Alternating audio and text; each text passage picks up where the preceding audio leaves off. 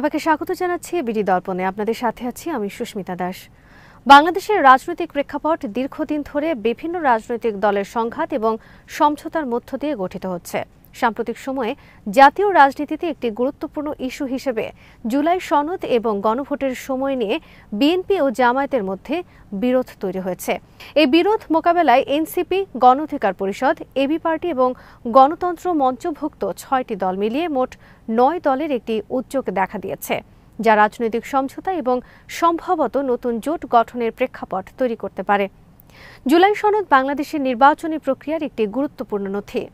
এটি ভোটারের নিবন্ধন এবং ভোটাধিকার নিশ্চিত করার ক্ষেত্রে একটি কাঠামোগত প্রক্রিয়া। তবে এই নথি বাস্তবায়নের পদ্ধতি এবং গণভোটের সময় নির্ধারণকে কেন্দ্র করে রাজনৈতিক দলগুলোর মধ্যে বিভেদ তৈরি হয়েছে। বিএনপি নোট অফ ডিসেন্ট সহ নির্বাচনের দিন গণভোট চায়, যেখানে জামায়াত নোট অফ ডিসেন্ট মুক্ত গণভোট চায় নভেম্বরের মধ্যে। এই পার্থক্য রাজনৈতিক উত্তেজনা সৃষ্টি করেছে এবং আগের নির্বাচনী প্রস্তুতিতে জটিলতা তৈরি করেছে। গত রোববার জামায়াত বিএনপিকে আলোচনার জন্য আহ্বান জানায়, তবে বিএনপি এখন পর্যন্ত এই আহ্বান গ্রহণ করেনি। সরকারের পক্ষ থেকে ১ সপ্তাহ সময় দিয়ে দলগুলিকে সমঝোতায় বসার আহ্বান জানানো হয়েছে।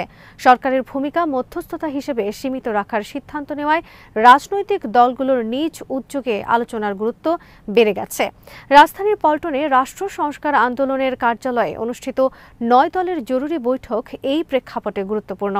বৈঠকে এনসিপি, গণ অধিকার পরিষদ, এবি পার্টি এবং গণতন্ত্র মঞ্চভুক্ত দলগুলো অংশগ্রহণ করেছে। সভায় রাজনৈতিক জোটের সম্ভাবনা, প্রার্থীর আসন বণ্টন এবং আসন্ন নির্বাচনের সমন্বয় ইত্যাদি বিষয় আলোচনা হয়েছে। তবে এই বৈঠকেও সুনির্দিষ্ট সিদ্ধান্তে পৌঁছানো যায়নি।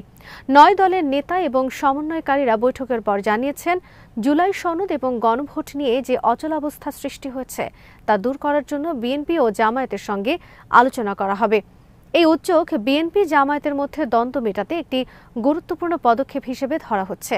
বিএনপি এখন পর্যন্ত কোনো আনুষ্ঠানিক প্রতিক্রিয়া দেয়নি।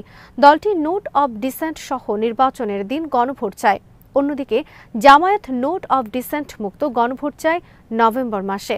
এই পার্থক্য দুই দলের মধ্যে মূল দ্বন্দ্বের কেন্দ্রবিন্দু। সরকার এই দ্বন্দ্বের সমাধানে সরাসরি ভূমিকা নেবে না বলে জানিয়েছে। ফলে রাজনৈতিক দলগুলোকে নিজেদের উদ্যোগে আলোচনা করে সমঝোতার পথ খুঁজতে হবে। জুলাই সনদ বাস্তবায়ন পদ্ধতি এবং গণভোটের সময় নিয়ে সমঝোতায় আগের কিছু প্রচেষ্টা সফল হয়নি। সেপ্টেম্বরেও ৯ দল আলোচনার চেষ্টা করেছিল, কিন্তু বিএনপি নোট অব ডিসেন্ট তুলে নিতে রাজি হয়নি। জামায়াত নির্বাচনের আগে গণভোটের দাবি ছাড়েনি। তাই চলতি বৈঠকটি অতীত প্রচেষ্টার ধারাবাহিকতা হিসেবে গুরুত্বপূর্ণ। বিএনপি গত সোমবার ২৩৭ আসনে প্রার্থী ঘোষণা করেছে। তবে গণসংহতি আন্দোলন, নাগরিক ঐক্য, গণ অধিকার এবং জেএসডির কিছু আসনে প্রার্থী দেয়নি। এতে ধারণা করা হচ্ছে এই আসনগুলিতে বিএনপির সমর্থন পাবেন মিত্র দলের নেতারা। তবে নির্বাচনে আসন ছাড় পেলেও জয় নিশ্চিত কিনা তা নিয়ে সংশয় রয়েছে। এছাড়া ৯ দল জোটে পরিণত হতে পারবে কিনা এ বিষয়েও বৈঠকে আলোচনা হয়েছে। বৈঠক সূত্র জানায়, বিরোধ এড়াতে যৌথ নেতৃত্বে জোট করার সম্ভাবনা বিবেচনা করা হয়েছে। তবে এটি এখনও প্রাথমিক পর্যায়ে আছে।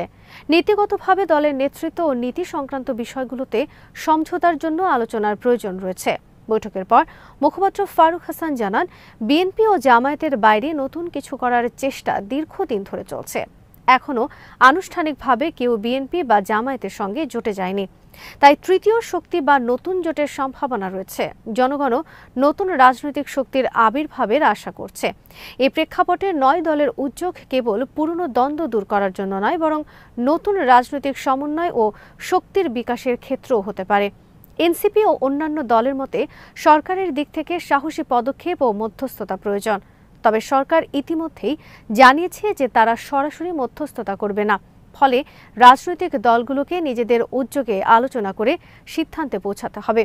এই পরিস্থিতি রাজনৈতিক প্রক্রিয়াকে স্বতঃস্ফূর্তভাবে কার্যকর করার সুযোগও তৈরি করছে, যা ভবিষ্যতে নির্বাচন ও গণতান্ত্রিক প্রক্রিয়ায় প্রভাব ফেলতে পারে। জুলাই সনদ ও গণভোটের সময় নিয়ে সমঝোতা না হলে নির্বাচন প্রক্রিয়া জটিল হয়ে যেতে পারে। তবে ৯ দলের উদ্যোগ এই দ্বন্দ্ব মেটানোর সম্ভাবনা তৈরি করেছে। বিএনপি জামায়াতের মধ্যে সমঝোতা প্রতিষ্ঠা হলে রাজনৈতিক স্থিতিশীলতা ও নির্বাচনী সুষ্ঠুতা নিশ্চিত করা সম্ভব। অন্যদিকে সমঝোতা ব্যর্থ হলে রাজনৈতিক উত্তেজনা, বিতর্ক এবং ভাঙন দেখা দিতে পারে। এছাড়া নতুন রাজনৈতিক শক্তি হিসেবে 9 দলের অংশগ্রহণ ভবিষ্যতে নির্বাচনী জোট এবং প্রার্থীর আসন বণ্টনকে প্রভাবিত করতে পারে।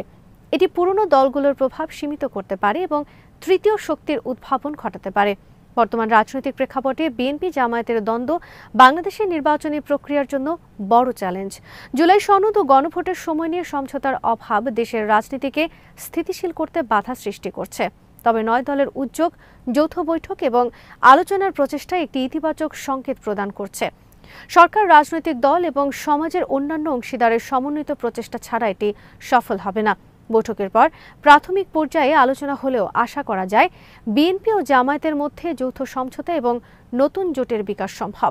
রাজনৈতিক বিভাজন কমাতে এবং নির্বাচনী প্রক্রিয়া সুষ্ঠু করতে 9 দলের এই উদ্যোগ অত্যন্ত গুরুত্বপূর্ণ। ভবিষ্যতে এটি বাংলাদেশের রাজনৈতিক স্থিতিশীলতা ও গণতান্ত্রিক প্রক্রিয়াকে শক্তিশালী করতে পারে। বাংলাদেশের রাজনৈতিক প্রেক্ষাপট এবং দলগুলোর চলমান দ্বন্দ্ব ও সমঝোতার প্রেক্ষাপটে দেখা যাচ্ছে জুলাই সনদ ও গণভোটের সময় নিয়ে সমঝোতা একটি বড় ইস্যু। এটি কেবল নির্বাচনী প্রক্রিয়ার জন্য নয়, বরং রাজনৈতিক স্থিতিশীলতা ও সমাজের মধ্যে আস্থার পুনর্গঠনের ক্ষেত্রেও গুরুত্বপূর্ণ। 9 দলের উদ্যোগ, বিএনপি জামায়াতের মধ্যে সমঝোতার প্রচেষ্টা এবং নতুন জোট গঠনের সম্ভাবনা একটি রাজনৈতিক সংস্কারের পথপ্রদর্শক হিসেবে কাজ করতে পারে। আজ এখানেই শেষ করছি। সবাই ভালো থাকুন, সুস্থ থাকুন আর দেখতে থাকুন বিডি দর্পণ। চ্যানেলটি ভালো লাগলে সাবস্ক্রাইব করুন, সংযুক্ত থাকুন আমাদের ফেসবুক পেজে।